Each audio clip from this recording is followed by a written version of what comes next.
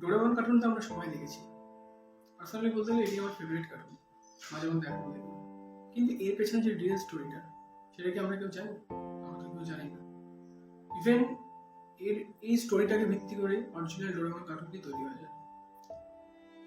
Hiroshi Nobita নামক একটি ছেলে ছিল, ছেলেটি ছিল জাপানিজ। এটা কিন্তু রিয়েল স্টোরি। বাস্তব লাইফের ছেলেটি খুব লেজি ছিল এবং তার যতগুলো ফ্রেন্ড সার্কেল ছিল, সেই ফ্রেন্ড সার্কেলের মধ্যে সবাই তাকে নিয়ে হাসি ঠাট্টা করতো, ব্যঙ্গ করতো।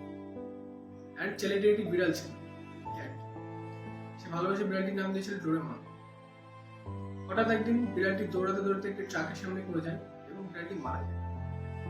এই জিনিসটি হিরোশি নোবিতা সহ্য করতে না পেরে ডিপ্রেশনে চলে যায় এবং সিনফোজনিয়া নামক একটি রোগ হয় ছেলেটির। এই রোগটি এমন একটি রোগ, এটি যদি কারোর হয়, সে মেন্টালিটি ভাবে তার নিজের আবেগের মধ্যে ভেসে থাকে, যেন মনে হচ্ছে তার বাস্তব লাইফে তার সাথে জিনিসটি করছে।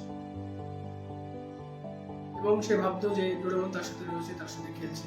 এই বিষয়টি তার মা দেখে তাকে বলে যে ডোরেমন আর নেই, সে মারা গেছে।